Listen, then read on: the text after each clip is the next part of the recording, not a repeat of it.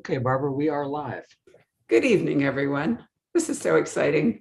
A national book launch for Brad Thor, one of our favorite authors.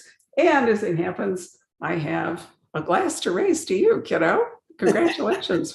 That one for you too, Barbara. Thank you. Yay. BYOB, that's the name of our events. It's hardly possible that it has been 20 years since the Lion of Lucerne. Honestly, Brad, it just flew by. It's amazing. When we stopped and said, wow, it was January of 2002 that my first book came out, and that this year we were going to be celebrating me writing for 20 years. To have done 22 books in 20 years. I mean, it's amazing. It's hard. I'm one of those people who doesn't look backwards. I always look forward. But with such a milestone, you got to stop and kind of take a breath and say, wow, 20 years, big, long time. It's remarkable. We're actually going to be 33 years in October.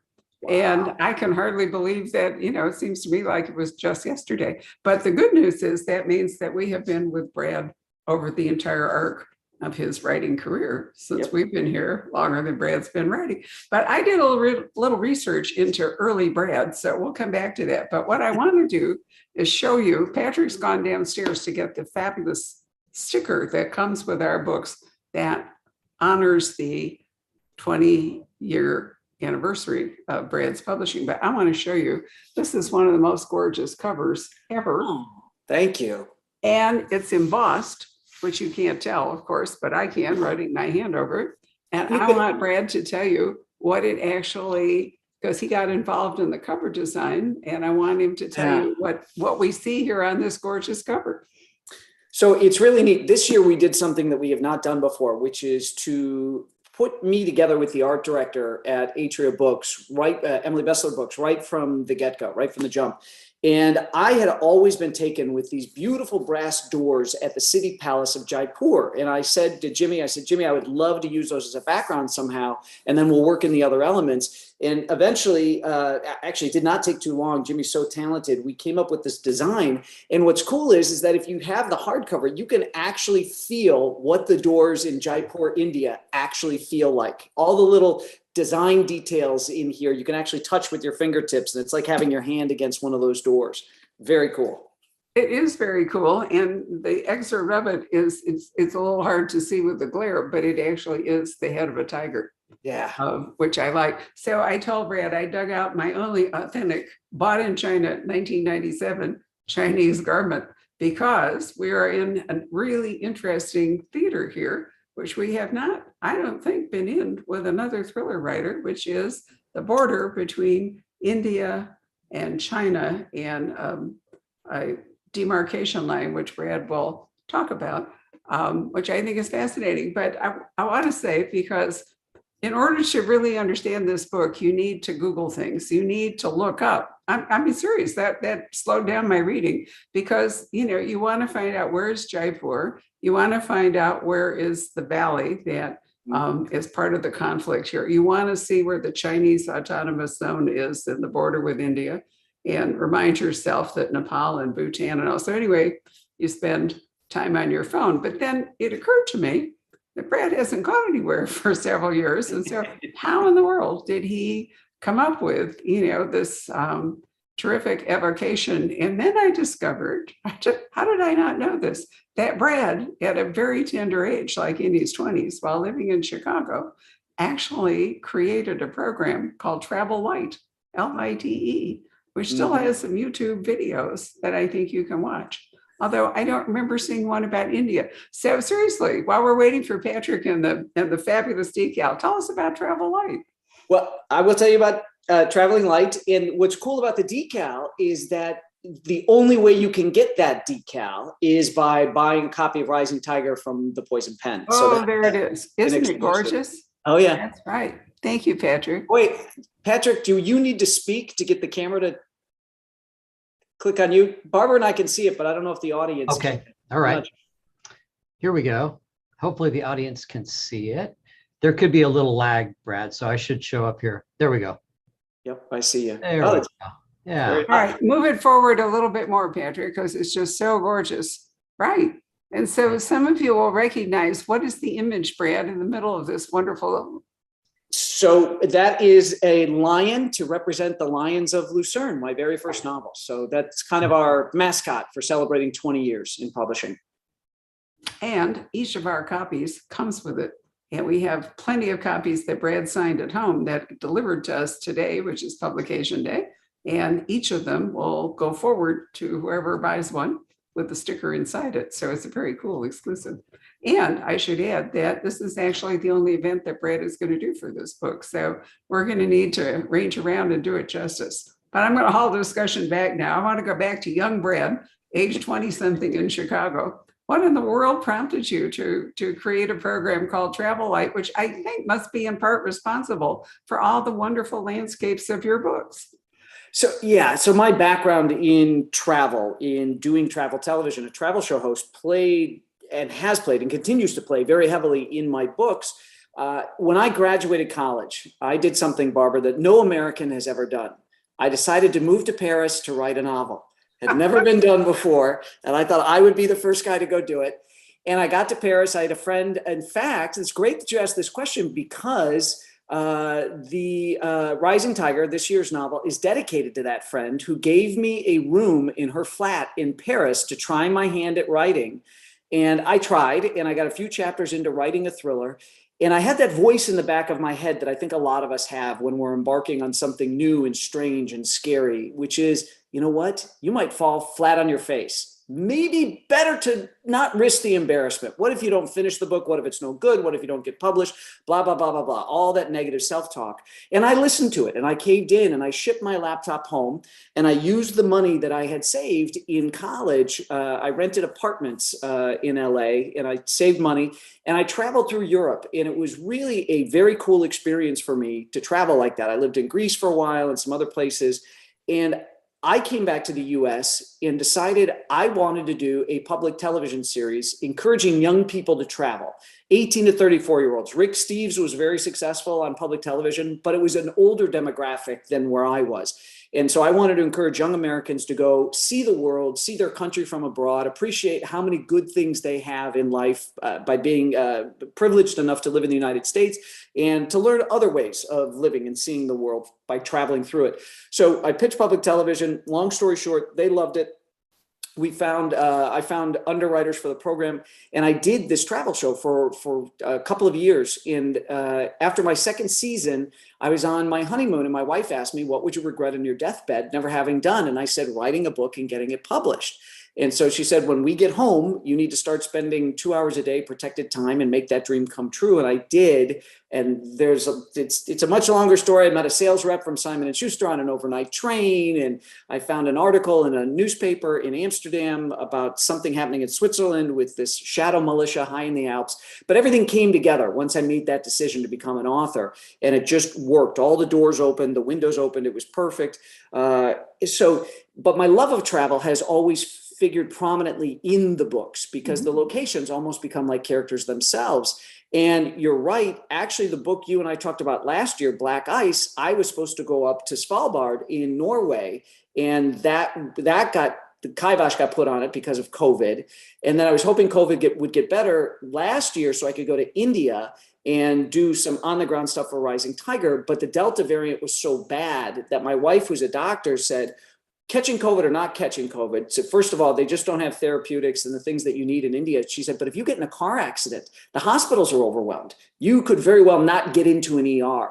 And so there have been locations that I can't get to in my novels. And what I want to do is talk to people who have operated there, people whose lives and the successful outcome of their missions depended upon catching little details, noticing shifts, changes in details, noticing things that other people don't normally see.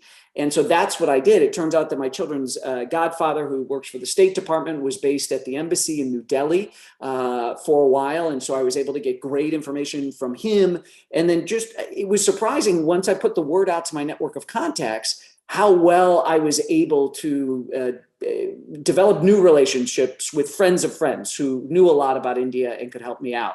But it was important to me to get the details right. The book actually launches tomorrow in India. Simon & Schuster India is doing a massive push because they really think that their Indian readers are going to love this book. So it's exciting. We've never had a big foreign launch in India like it's going to happen tomorrow. This is pretty cool. That is exciting. Well, the Indians will be very proud of the Snow Warriors, that's for sure.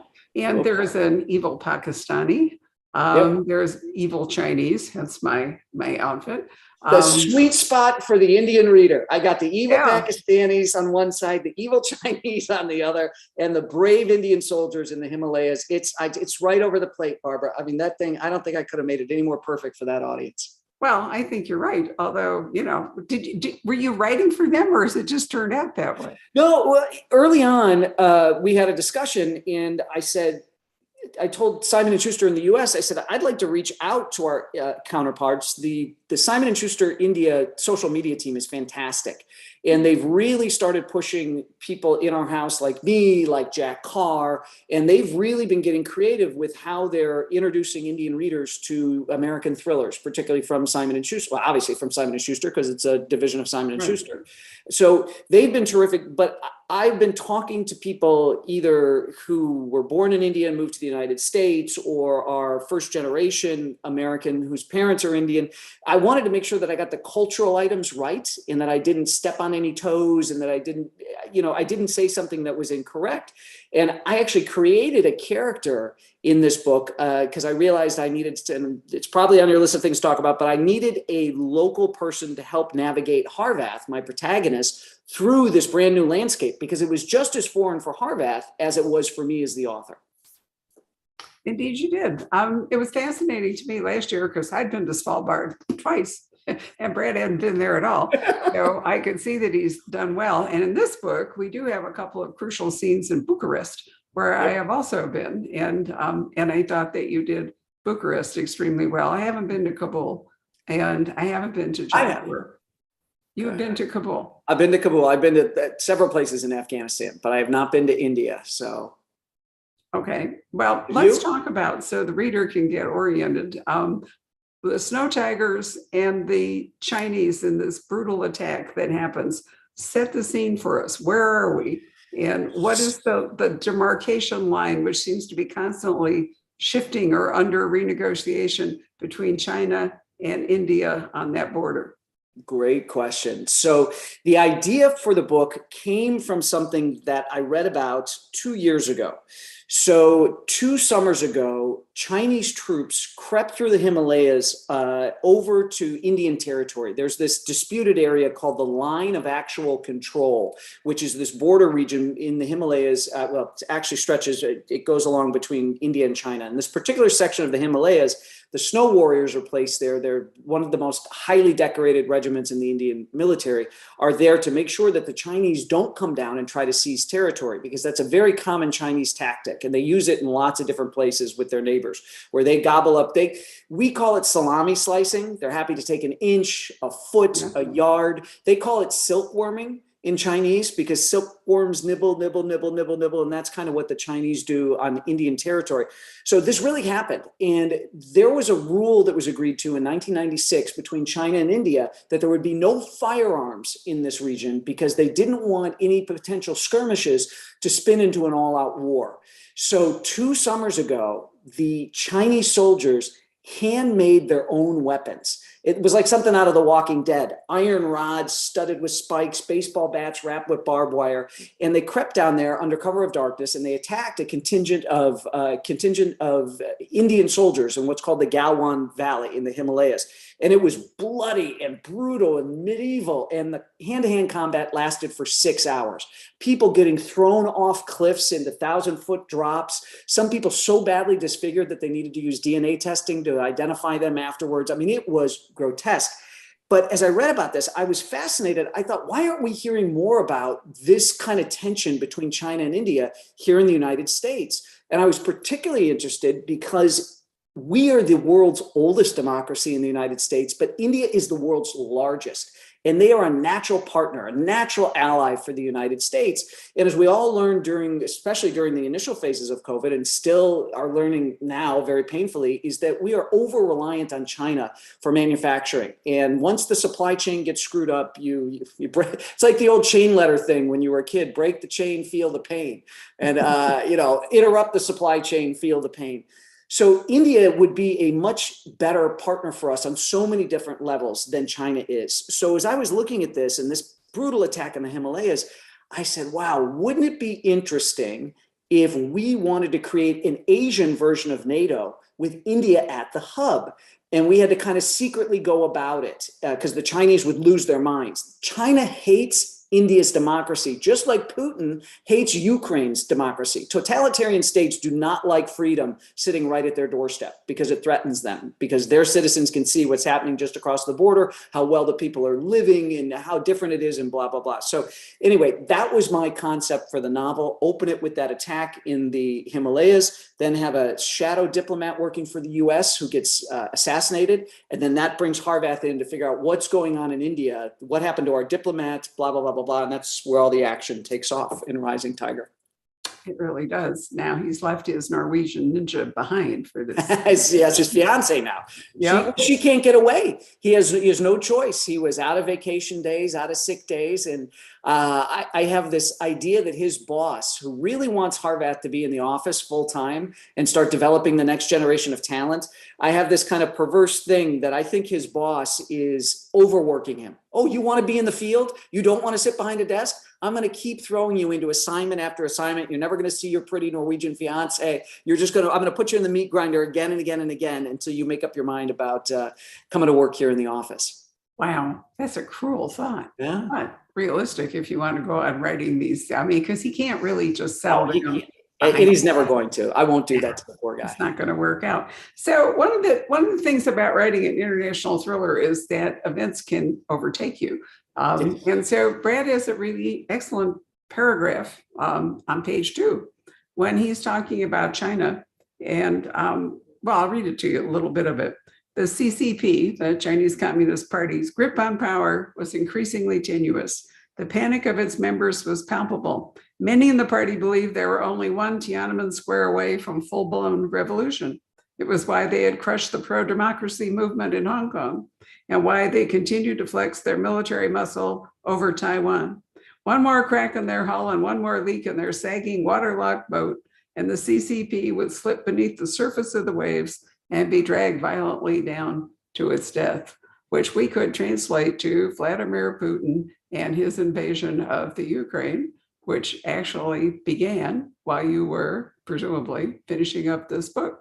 But there's been a lot of suggestion that this is a desperate way for Putin to hold on to power so he can die in office. That communism has been largely a failed experiment wherever it's been. I mean, I'm a Vietnam War widow, and yet when we went to Vietnam finally in the early aughts, it's hard to imagine a more capitalist society than Vietnam today. I mean, just there we are.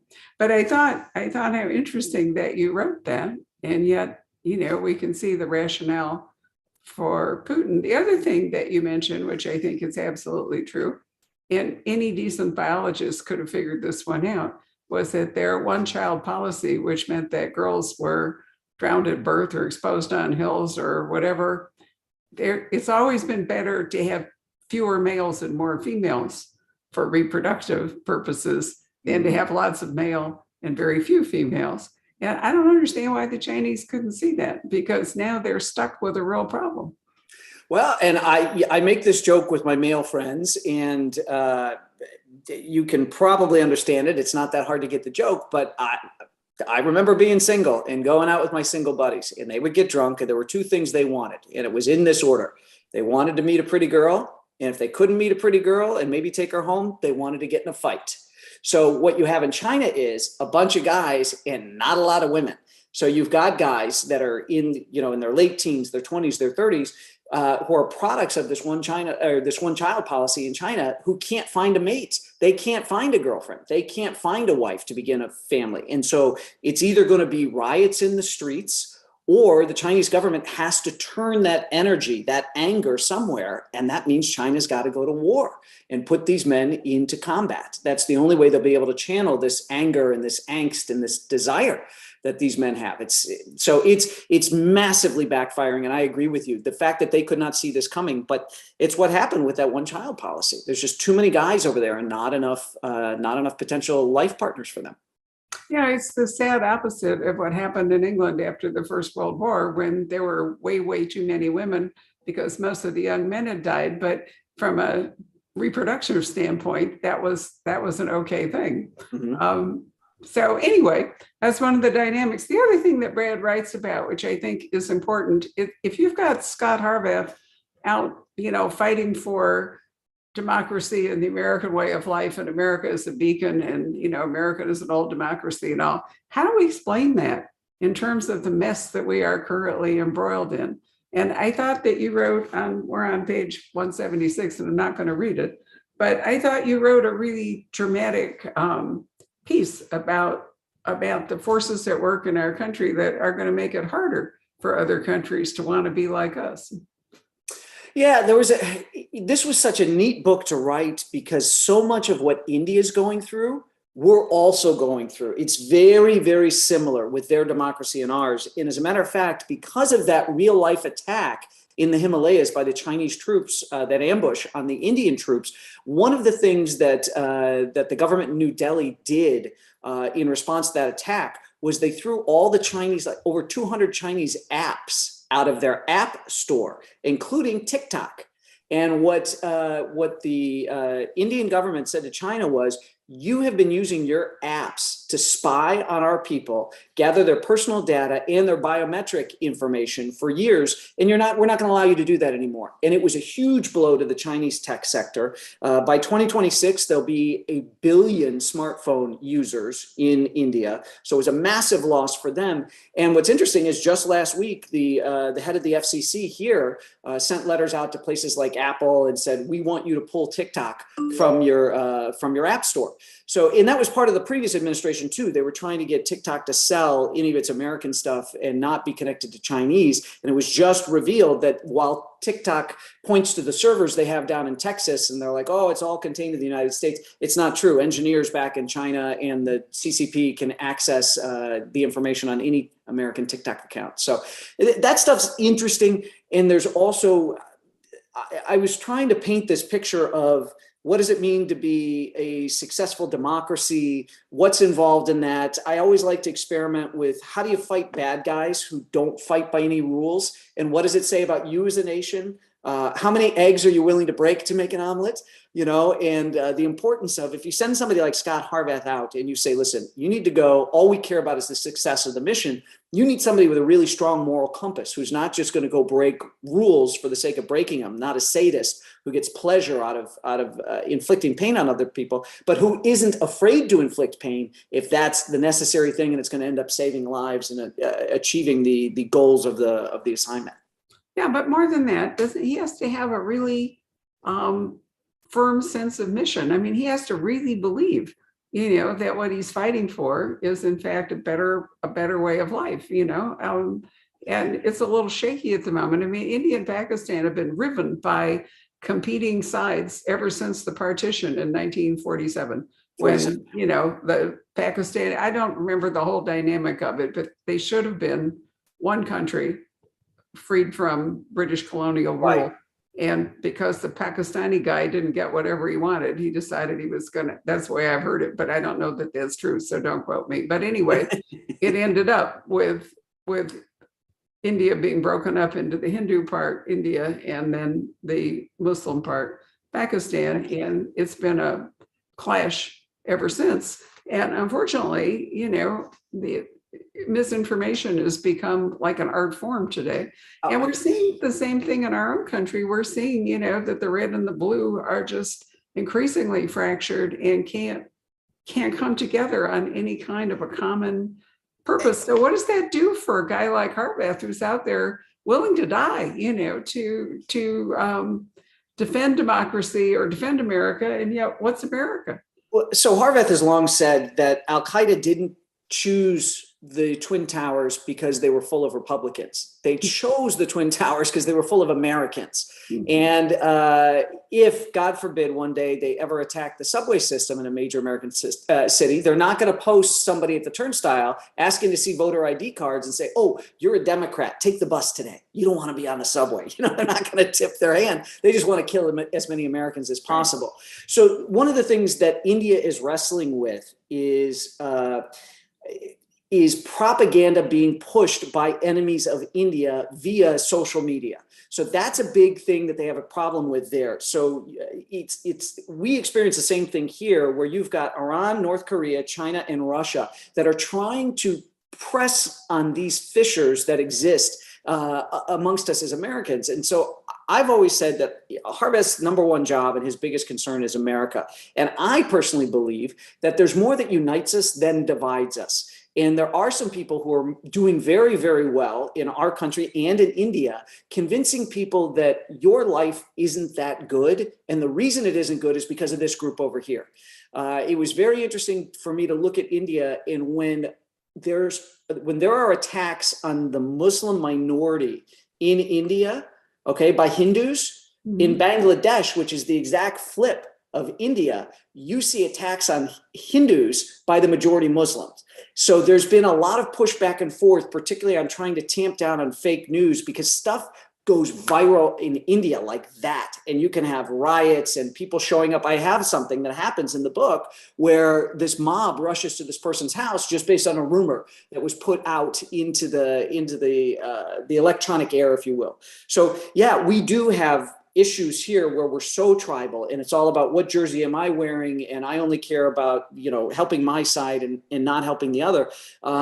My biggest hope is that it doesn't take another 9/11 to bring us back together again.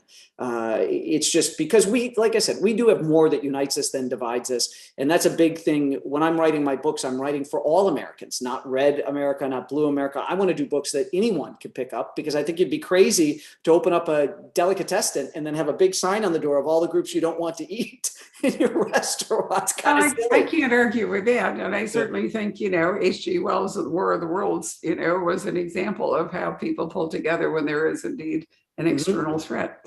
But another thing that's interesting in the book, in contrast to what we're talking about, is that there's stuff with the Taliban and stuff in Afghanistan.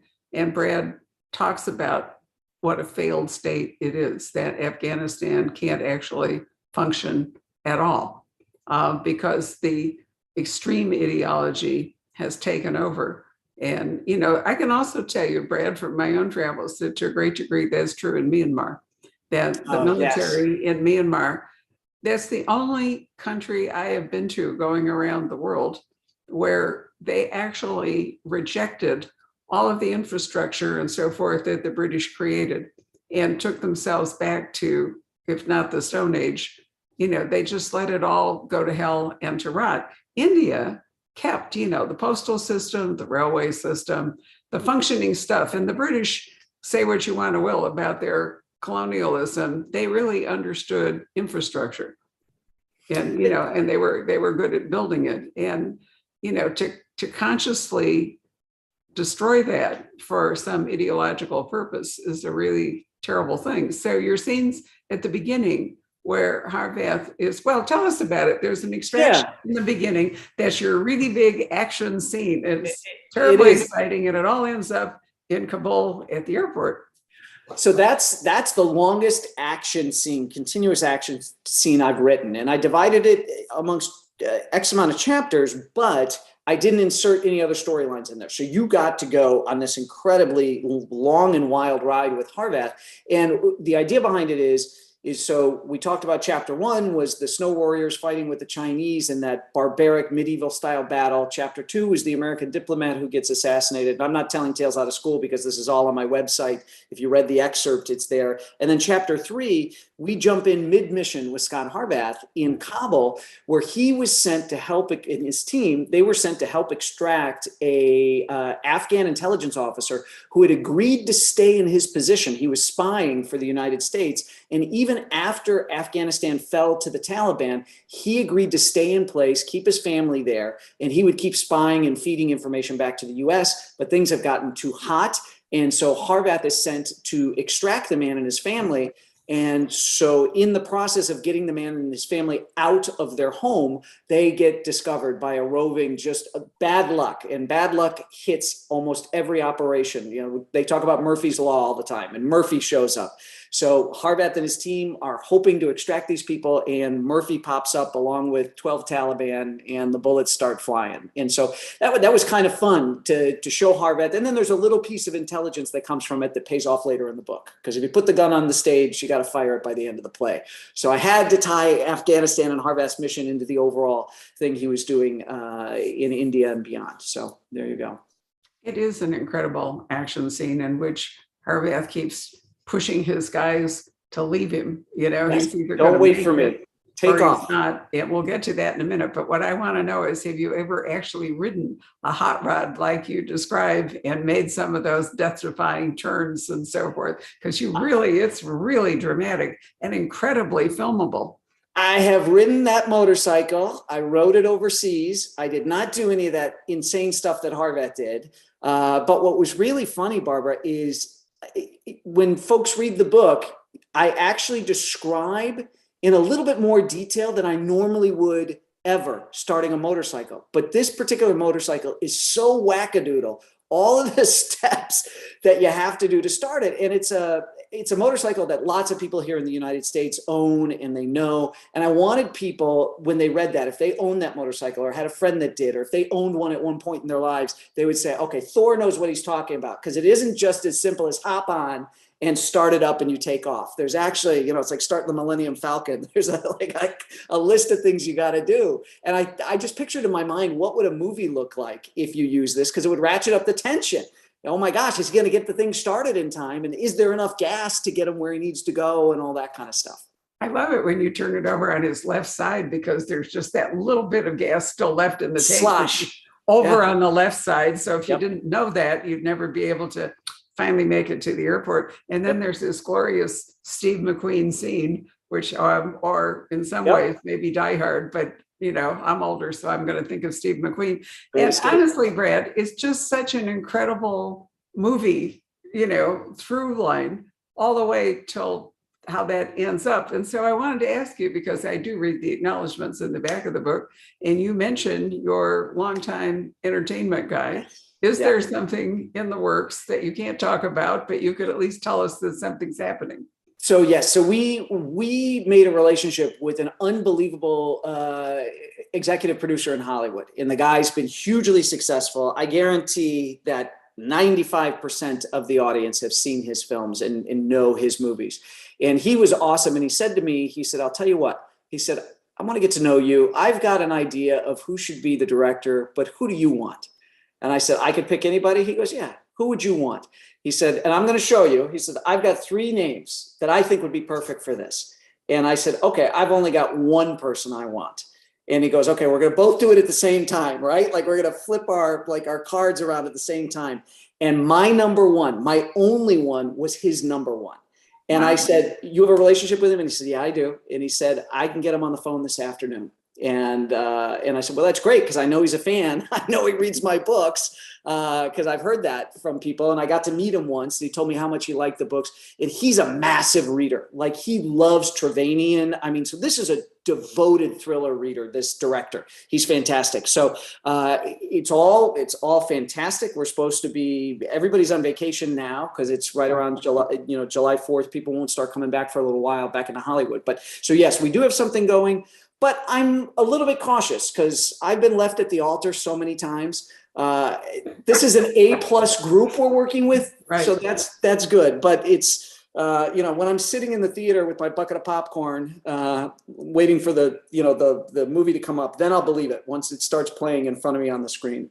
Look at the great stuff that Jack Carr had done. He just debuted Friday night on Amazon with the Terminal List. And then dear Mark Greaney, who you're going to have tomorrow night, Mark's movie, The Gray Man with Netflix, is in theaters July 15th and then streaming on July 22nd on Netflix. So these are two wonderful guys. I mean, you know both of them, you know how lovely they both are, and they're fabulous authors. So with the success of Jack Ryan on Amazon, with the success of Terminal List on Amazon, and now Gray Man, which I know is going to be a massive hit for Netflix, it is a golden age for thriller writers. You can Absolutely. really, and I think that this whole opening scene, which is several chapters, which just goes on, would just make extraordinary. What was I can't remember, what was the movie where, wasn't it McQueen riding his motorcycle through the hills of San Francisco? Remember? And he kept, that was The Great Escape. He was getting out of the no, that's The Great Escape. That's the war movie. But there's some classic movie set in San Francisco where, they kept there's Bullet with the car. So there's Bullet with Steve McQueen. Anyway, it reminded me, this scene that you wrote reminded me so much of that. And then my all-time favorite Die Hard movie is the very end of the second one at the airport. I can't remember which, it's Die Hard #2. And I think the last, what is it, Patrick? Bullet. Thank you. Bullet is the movie I was thinking of in San Francisco. But, if you remember the last moment of Die Hard 2, I mean, just so incredible. And I was thinking about all of those when I was reading this scene up until the very last second. And I thought, there's not a movie director living who wouldn't like to film this. I told my director when I was writing it, I told him, I said, listen, I am writing the longest and what I think is one of the best action scenes that I've ever written before. And I can't wait for you to read this. And I can't wait for you to film it, because that's what we've been talking about. Do we go back to the beginning with Lions of Lucerne? Well, everybody does that. So we've talked about nobody, particularly lately, nobody has set something in India like this, like Rising Tiger. And so we've now done a pivot kind of on our team, and we're looking seriously at going with Rising Tiger as our first one out of the gate, because there's obviously the infrastructure in India with all the Bollywood films and everything is fantastic. I mean, you can shoot over there and you've got great crews and all that kind of stuff. So that is my hope, is that we might my big hope is to do series movie and do something that hasn't been done before. People either do kind of episodic stuff or they do a movie. And so that's where I'm hoping we go, is we do a combination of both. So you'll get a season of episodes, then you'll get a feature length picture, and then you'll get a season of episodes, then feature length. So it would be fun. We'll see what happens. That's a really interesting idea. I like that. And I'm going to have to go back and reread the Terminal List, but I don't think that the film is developing quite the way I remember the Terminal List begins. I'm going to have to double check, because I read hundreds of thrillers, but I can't. I mean, we were lucky enough to launch the Terminal List. And I was lucky enough to be able to blurb it. Such a fantastic book, and Jack is every ounce a nice guy, as he is a fabulous thriller writer. He's just a wonderful, wonderful guy. So I'm thrilled, and he's been very forthright with his fans, as has Mark Greaney, and they both said, we write the books, they make the product in Hollywood. Right. They are going to change stuff. So it won't be word for word what you see in the book, but it is still going to be the overall Mark Greaney experience, Gray Man. It's still going to be the overall Jack Carr Terminal List thing.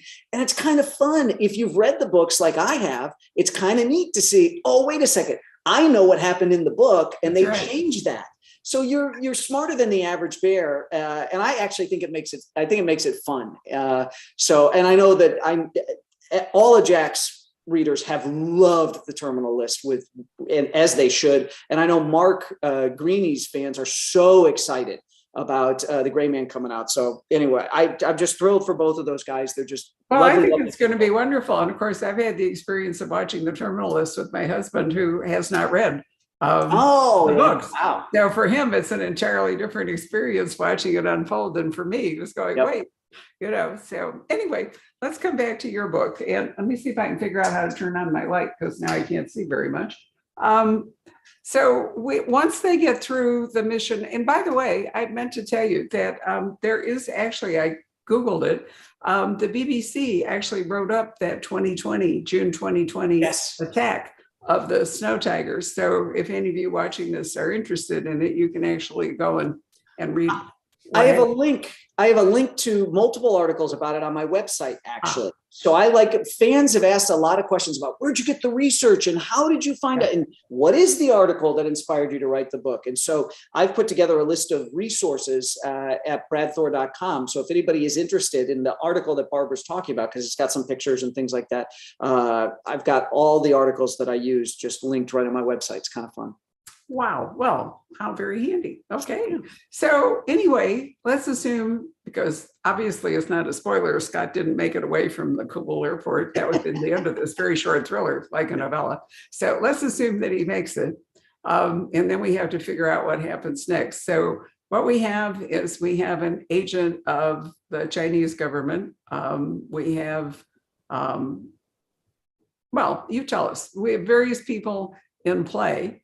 There's a wonderful young woman in this book who, right, Asha. Who is not going to replace the Norwegian ninja. No, she's not. No, I worried for a moment. She was flirty. She was trying to figure Harvath out. She's very flirty, and that was kind of fun, to put Harvath with someone who he respects and is very talented and good at her job. She works for the research and analysis wing that gets abbreviated as RAW, which is kind of the Indian equivalent of the CIA. It's modeled, kind of structurally modeled on the CIA. And she's super talented. She's really, really good at her job. She's super, super smart. And I liked kind of having her needle Harvath, like, oh, you're engaged. Well, are you engaged? You know what I mean? Just flirting with him. And how well do you know this woman? You're going to marry her. And so she's a lot of fun. But what was interesting, you talked earlier about the Pakistani, is it is very difficult for Chinese to do any spying in India because there's not a lot of them. And because they don't blend in, they stick out. And of course they stick out, but like sore thumbs. And they're very, people are very suspicious of them because of the very bad relationship. I mean, India's gone to war a whole bunch of times with Pakistan. It's gone to war with China once. But it has gone to war with them. And this stuff about coming across the border and all that kind of stuff, there's not a lot of goodwill between those two countries. So China, if they wanted to do any espionage in India, would need to involve some non-Chinese people if they wanted to be successful. And so that's what I had to do, was put together, who would the Chinese select? How would they select this guy? Blah, blah, blah, blah, blah. And so it was fun to have some of my intelligence community friends kind of walk me through how something like this might work. And I think it just adds to the authenticity of the plot. I do too. Do we want to mention what the Chinese agenda is, or should we keep that a secret until people read the book? Well, no, so it's funny because I talk about beating the headlines. Today, I tied the headlines because the big newspaper in Taiwan, the Taipei Times, came out with an article saying maybe it's time for an Asian NATO, which is the whole thrust behind the book is this.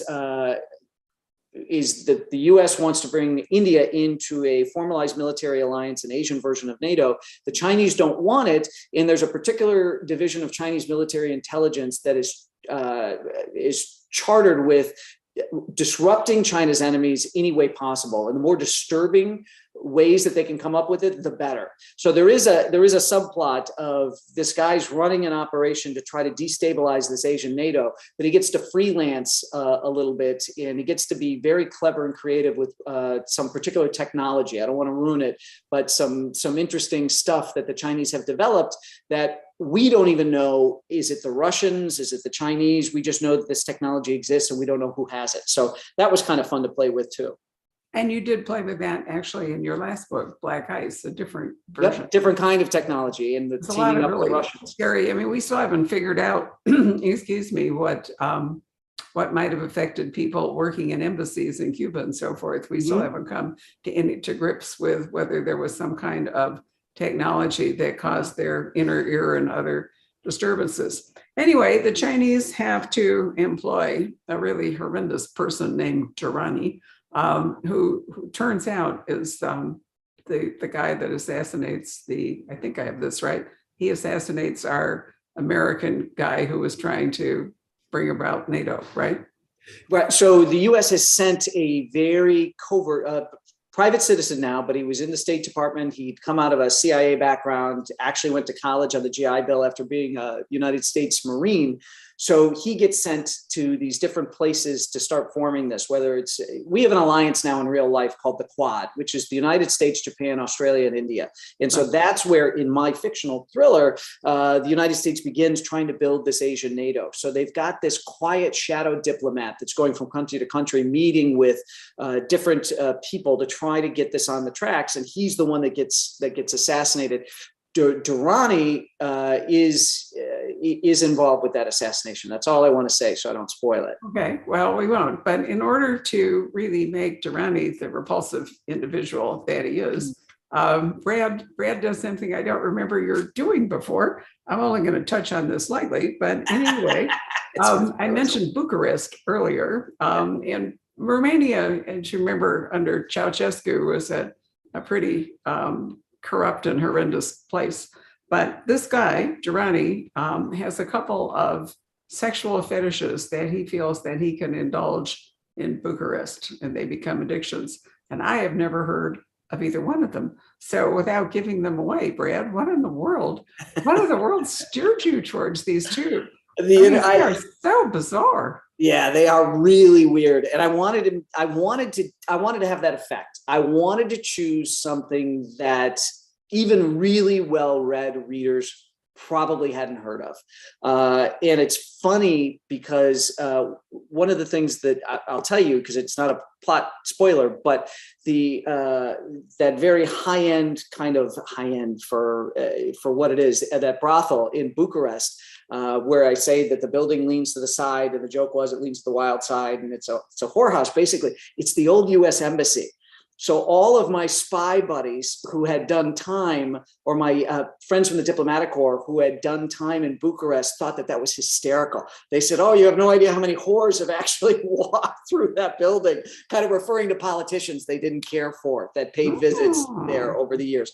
So it was very, very funny. They all bust a gut laughing that I used the old U.S. Embassy as the site for this. But it is true. The old U.S. Embassy was built over these Roman ruins, and it started to disrupt the foundation, and the building started tilting. Like doors wouldn't close all the way, and like a glass of water, you could see it kind of. So it's fun, and those color details. And what's cool too is I was very good to Romania because they're incredible partners of ours. There's a lot going on in Romania with everything that's going on just next door in Ukraine. So Romania is a very interesting place at the moment, and they've got great intelligence services, great military. They are a good partner, an excellent partner for the United States. And my books are published in Romania. They get translated and they get published there, which is kind of a fun thing for me to write about a place, knowing that those people who live there could actually read a story that's set partly in their country. So I've got the Indian thing, I've got the Romanian thing. I'm very excited. I've had books published in Hindi. I don't know if Rising Tiger is going to be in Hindi. I think it's coming out first right away tomorrow in English. And then it may be Hindi at some point in the future. So, well, we have a viewer fan in Bucharest that Patrick has become acquainted with. She has wonderful questions. And I will tell you from personal experience, in Bucharest, that one of the most beautiful bookstores I have ever been in, and I mean ever been in, is in Bucharest in a former bank. And it's just, I put pictures of it on Instagram. It rises up 5 stories, and it's beyond spectacular. And it's like a pilgrimage spot, if you go there. And indeed, they have a very active reading literary community there. So it would make perfectly good sense, that you would do this. So think about this book. We have Kabul in Afghanistan. We're up on the, the Northeast Indian border along this demarcation line that's always shifting. We're in Jaipur. We're in, all over. Delhi, Southern India, and Kannur. Yep. Yep. So, it's a real opportunity, among other things, to kind of travel as we're doing this. And the last couple of books, there was a lot of relationship stuff in it for Harvath, when he met Solveig and the whole bit. But this one's really basically an action thriller. And I'm glad you pointed that out, because my mantra for myself, Barbara. So first of all, I call what I do faction, where you don't know where the facts end and the fiction begins. You want to have your laptop or your phone close by so you can look things up. I love when people say that, because they're like, did he make that up or is that true? Oh, right here, Google Maps. So I love that. But my goal for myself this year was to put the action in the faction. Oh, and good. so as I write, I'm not an outliner, I'm a pantser, which can be incredibly difficult and incredibly stressful, but I don't know any other way to do it.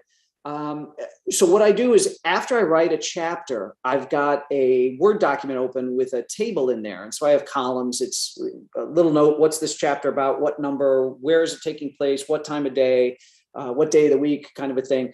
And what I'll do whenever I write the chapter number, if there's action, I color code it with green, that cell. And so I was able to compare this book against last year's book. And before even the first half, I'd like doubled the action from last year. So I was like, okay, this is great. I can see that as I'm writing that action is really happening. So I'm glad you noticed that, because that was one of my primary goals for this book. Again, action in the faction. Well, I think you succeeded brilliantly. Why don't we call up Patrick to see if we have questions from your worldwide audience, which we know we have because they've joined us before. We do indeed. Let's see here. I'm turning out this light. Actually, one of the best comments I think I've come across is Carol, who wins the internet today. She says, by the way, you now have The Lions of Lucerne. Rising Tiger is the next book about bears. Oh my. And then Oh My is the fourth book. Exactly. You know what, Carol, that is a great observation. And it's funny because David Brown, my publicist, has been pushing like his marketing material under the heading of From Lions to Tiger. And that's kind of been our mantra a little bit as Rising Tiger is getting publicized. So that's a very good observation. Somebody on YouTube, let's see. Hi, Brad. What sort of research did you do about India, considering how complex the country is with regard to history, geography, and culture? It's easily the hardest book I've ever written, because I did not have even a bare foundation in understanding about India. So a lot of reading, a lot of speaking to people of different ages. It was very interesting to hear in any country, you speak to younger people versus older people, you're going to find that they have different concerns, different things worry them. This is the way things used to be. It's not that way anymore. So I tried to spread it out because I really wanted to be authentic. I knew we were going to make a push with my Indian readers and increase that readership. So I wanted the book to feel authentic to them. I didn't want it to be, oh, if you come to India, you get sick and it's all dirty and everybody's poor. There's so much color and beauty in India, and the culture is amazing, which is why I decided to set it during one of the most popular festivals, this week-long Diwali festival, which is just this Hindu festival of light. And I always liked the James Bond movie that opened with the Day of the Dead down in Mexico, and Bond was in the skull mask, and there was just so much activity and energy on the streets. I think that's kind of fun to show a happy, energetic, boisterous time of year in India and set this thriller against all these people celebrating and all that kind of stuff. I thought that was a fun juxtaposition. Let's see here. Well, a couple of readers have chimed in and said, you know, they really appreciate your, your nonpartisan stance, which are really nice comments. Thank you. Let's see. Tim would like to know, what locations would you love for Harvath to visit someday? It's a great question because I've done 21 books with Harvath. And India was the first time I'd ever put him there. It was really foreign for me, as I said, foreign for Harvath. I don't have a list mentally. Like, I was stunned that I ended up with him above the Arctic Circle last year. That was not a place that, if you had asked me 5 years ago, hey, how about setting a thriller up in the archipelago north of Norway, Svalbard, I would have been like, you're crazy. I don't know. I'm not going to say no, but that's hard for me to imagine. I've got to see something. I've got to read something. I've got to be moved. And it's got to, David Morrell, who's a fabulous author, just an unbelievable guy. David did a book about writing. And what he talked about was how precious the idea is for a book. And you actually should not tell anybody what you're working on, because that idea is your rocket fuel, and it has to propel your rocket for the entire year as you're writing. And if you tell people what you're working on, it gives away a little bit every single time. It's like baby names. My wife and I realized very quickly that no matter what name we were thinking about for one of our children, somebody knew somebody and they had a bad experience with the person with that name. And so you just give up, it's like, no, I'm not telling you this because I want your input. In fact, I'm not telling anybody. So locations for Harvath, I don't have anything specifically because he's gone to all these great locations. It's places I would want to go. I mean, to be honest with you. So now I have to figure out where's the next place I want to go. And that's where I'll send to Harvath. So it'll be fun for me to kind of vicariously travel through him. Someone is suggesting Cuba. You know what? I got close to Cuba with Harvath a few books ago, Act of War. He hijacks a boat on its way to Havana. So I have thought about that, and it's very interesting looking at, I've got some articles printed out on my desk. I have been thinking about Cuba. Nelson DeMille just did a big thing on Cuba, and I'm friends with Nelson. So I knew that I was interested in Cuba, so I bought the book and set it aside. I didn't read it, particularly because I didn't want to be colored by his stuff. Plus, I want to save that. I savor all Nelson DeMille's books. He's such a great writer. So Cuba's actually, that's not a bad suggestion. It might be. I just booked Nelson for October live at the Poison Pen. Oh, tell him I said, well, he is just the nicest guy. He gave me one of my first blurbs on my very first book, The Lions of Lucerne. I'll never forget. It was Kyle Mills, Vince Flynn, and Nelson DeMille. How about that for a first-time author to get those three people blurbing your book? I mean, just amazing. I was blessed with the kindness and generosity of those men. Let's see. Bruce asks, what was Scott's favorite weapon in this book? The HK-416? That's a good, wow. Somebody's been reading that. That's, you know what? That is a very interesting question, because I went round and round about what I was going to have him carry and all this kind of stuff. But listen, he got to sling a lot of lead. I think he slung more lead in that long action scene in Kabul. So I'm going to go with that. I'm going to go with the 416. Absolutely. That's the one. A couple people are asking the question you get all the time, I'm sure, which is, who would you love to play Scott Harvath? You know what? It's funny. There's been a lot of people over my career that I've liked, and there are so many talented actors out there. I had people said, "Oh, he's an American hero, and you should make sure it's an American actor." Well, I don't get to choose. That's not gonna. I may get to weigh in, but it won't be my choice. So I've always thought that the best thing to do diplomatically is to not single out somebody that I like, because I don't want this to live on the internet and then have somebody get picked for the role who I'd never thought of. And I'm like, oh my God, that guy's great. And then TMZ or whomever brings up this clip from the Poison Pen, and they're like, do you remember when Brad said that he wanted Jason Alexander to play Harvath? He loved him in Seinfeld, thought the Costanza character was genius. And obviously I don't want Costanza, I don't want Jason Alexander. But so I purposely avoid answering that. I definitely have some ideas, but I have to be diplomatic and careful. Let me add something that we have seen happen. I'll go back to, since we mentioned that Mark's The Gray Man movie will be coming out on July 15th. Ryan Gosling is playing the Gray Man. Well, some years ago, we published a book called Drive by James Salas, and Ryan Gosling, in fact, was in the movie. But the problem when you get somebody like that, and something Jack Carr is thinking about with Chris Pine, is if you get somebody who is super booked and super, you might never get, anything but one season or one movie from somebody who's already overcommitted and whatever. So oftentimes it's better to cast somebody that is not so well known, that isn't going to run into those conflicts. Think about Outlander, for example. Who knew about Sam Heughan and Katrina Balfe until Outlander, and now they're iconic stars. So that's the question that gets batted around when we have meetings too. And my guys are very, very A+, and they want to go with A+ actors. But it was one of the questions I asked early on, which is, does the movie make the star, or does the star make the movie?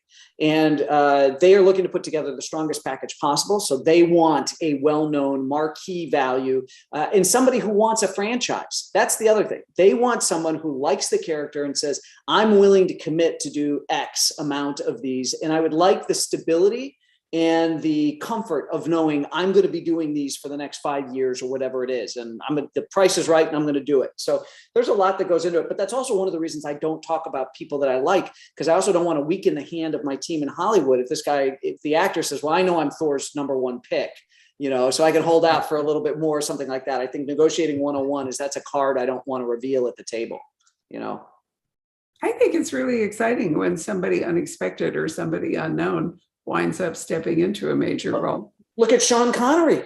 I mean, oh my goodness. That's true. Yeah. And he was fabulous as Bond. I mean, absolutely tremendous. So yeah, but there's a million ways to skin the cat. And listen, it'll be a great problem to have. I can't wait to have that problem, a casting problem. I'm going to be so excited. Yeah, right. Exactly. Anything else there, Patrick? Where's our friend from Bucharest? I thought we'd hear from him. I don't know. Has not emerged yet, but let's see. Another friend from India. Oh, nice. Well, a couple actually. Let's see. This, I'm not sure if it's a gentleman or a woman, so forgive me. Makes the comment that India was broken up into East Pakistan, Bangladesh, and West Pakistan because the Muslim League Party and Jinnah wanted power and didn't want to share. Oh, fascinating insight. Yeah. That was what I was alluding to, but I was so Yeah. shaky on it. I didn't want to really be quoted, but there was a chance that it could have been one country and then it fractured over power. Right. Let's see. Is there, the same person is asking, is there any chance for the Indian characters to return in future books? Good question. Absolutely. Absolutely. So it'll depend on what I do next, but I do leave some things open, possibly. There are some loose ends, particularly on the Indian intelligence side, that you expect at the end of the book that the team that Harvath worked with are now going to go and they've got to address these issues in their own house. There's some bad actors within the government in New Delhi and maybe even some people inside Raw, and they're going to have to deal with this. And that could very well be the seeds for another book. I don't know, but I love these characters. My goal with VJ was to create a character, an Indian version of Sean Connery in the Untouchables, but with an even greater sense of humor. I needed a kind of grounding Indian force to lead Harvath through the Indian culture and explain things to him. And so I wasn't having to do it as a narrator, as an author, and say, and then this, and the reason behind this. It's a lot more interesting for us as readers to learn about a place if one of the characters is talking about it versus the author telling you with the voice of the narrator. So VJ is fun. And then Asha, my Raw agent, I definitely want, people Reddit love both of them. I'm getting more mail and comments already about those two characters, early reviewers and all this kind of stuff. So I have to find a way to bring them back. I really do like them. And I've loved setting this book in India, so I can see doing more. Is there a connection that would be viable for fictional purposes with Tibet at all, or is that there's that whole area. I mean, I was fascinated by how China has been salami slicing or silkworming in Bhutan for territory that they don't even need and they can't use, and that is very sacred to the people of Bhutan. And then the more I dug into it, I found out, they're purposely taking land that's very historically important to the people of Bhutan because they want to trade. They want another piece of Bhutan that'll allow them to cut off this passage into some extra territories of India's that would be impossible to get to. And it's almost like, I'm going to throw out a very bad example. It's like the equivalent of the Golan Heights. And basically the Chinese could shell the crap out of the Indian military and prevent them from getting to this part of India if they could trade their territory that they've stolen from Bhutan for this other territory, if that makes sense. So yeah, Tibet, all that stuff around. There's so much stuff in Kashmir. Oh my gosh, the history of Kashmir, so much is going on there. So it's just fascinating. And I watched, what was the Brad Pitt movie? 7 Years in Tibet. Yeah. That was doing my research. I'm like, I haven't seen this movie in years. And it was just so gorgeous. And that kind of gave me my Himalayan flavor a little bit. It's Tibet. It's a little bit different, but so yeah, gorgeous area. I would love to do more there. There's a really brilliant series by Elliot Pattison. It won the Edgar, actually, Skull Mantra for Best First Novel. And it's one of my all-time favorite series. And I think Skull Mantra is amazing, but it is indeed what you're talking about the Chinese, you know, the whole thing with Tibet. But yeah, there's so much of that part of the world that we are not oriented towards. You know, we don't know that much about it. And I think would be fascinating for further exploration. Absolutely. Yeah, But Brad isn't going to Himalayas. write the book I want him to write. He's going to write the book he wants to write. Maybe Brad will disappear into the Himalayas, meditating for a while. I mean, it's such a beautiful It spiritual really is. place. And, you know, and it's changing. I mean, climate change is wreaking havoc on the high mountains as much. Look at what happened in Italy with this chunk, you know, coming off the glacier and the Dolomites. And, you know, it's really going to change some of the geopolitical calculus up there in the high mountains, because things are definitely changing. Is there anything else, Patrick? Yeah, there are a couple that have just come in. Okay. A few questions people have been asking. What is your drink of choice this evening, Brad? So let's see if I get this right. There's my bar back there. Oh, and I moved the decanter, darn it. My drink of choice tonight is a Woodford Reserve. Although I celebrated last night with a little Pappy Van Winkle just on the eve of publication. So that's my extra special is Pappy Van Winkle. And then the Woodford Reserve is the kind of go-to daily. I don't go to it daily, but if I had it, you know what I mean? It's the everyday. Bourbon. That sounds terrible, right? You get an everyday bourbon, but yeah. So tonight it's Woodford Reserve. I'm sure a lot of your fans know this story, but I only learned about it recently. And I read about, there was some gentleman who was a big fan of your work. And what was the story? They lost their prized copies in some sort of flood or the hurricane down in Texas. Yeah. And Brad, I'm sure you all know who are watching this, but man, what a solid. You gave him a complete set of autographed first editions. That is, yeah. You know what? He's been with me since I think the beginning. He's a great guy and he's got great taste. He loves his cigars and he's brought me cigars before. He's just a super guy down in Texas. And I felt for him. I mean, that was a devastating hurricane. And here's a reader. I can't imagine what it would be like to lose my books. And I had the books, and you know what? So my kids, they got one less copy of each thing when I'm gone. Big deal. I was, as I say, I don't work for the publisher. I work for the readers. They're my employers and they're like family to me. So of course I wanted to help somebody. So, yeah. Let's see, what time are we looking at here? Do you have a few more minutes? I have a few more questions that have just come in. Donna, she says, Brad, how do you stay focused on writing each day? What's your general routine? So if you want to see the cleanest garage, the cleanest desk, the cleanest closets and office, look at a writer under deadline, because they find a million other things to do besides writing the book. You know what? I try to work Monday through Friday. Oh, is that the dogs, Barbara? I don't know what happened, but you can hear dogs sounding alarms. I hear dogs. I think it might be Amazon delivering at their front door. Okay.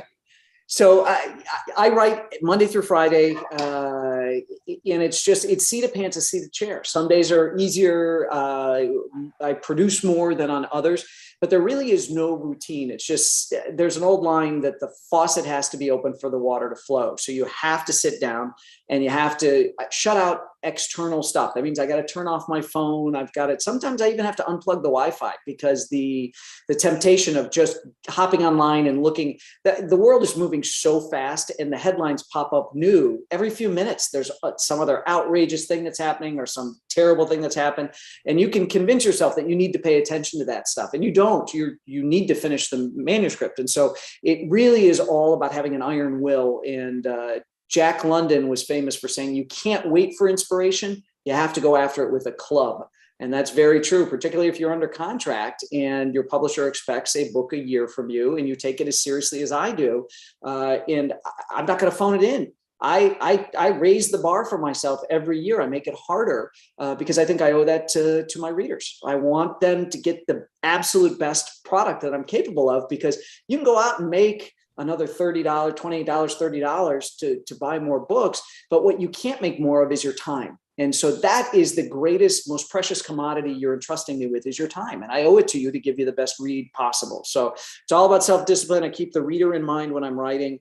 And also, I was a reader before I became a writer. So I'm constantly saying, what kind of book would I like to read? And so that's playing against my mind, but in the back of my mind. But routine, I wish I could say I get into the office by 7 o'clock. I'm not that disciplined where I'm like, I'm in by 7 and I do from 7 to 7:15. I'm writing thank you notes. And I don't have it broken up like that. It's just getting my butt in the chair and just staring at a blank page until the stuff happens.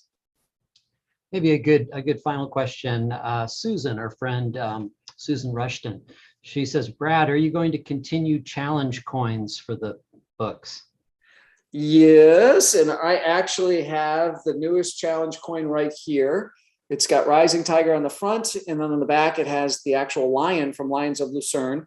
And so this month we are giving one a week away as a thank you to people who've signed up for my newsletter, and then we sell them in the store on bradthor.com. So yeah, we absolutely do the challenge coins, and it's a fun thing to do.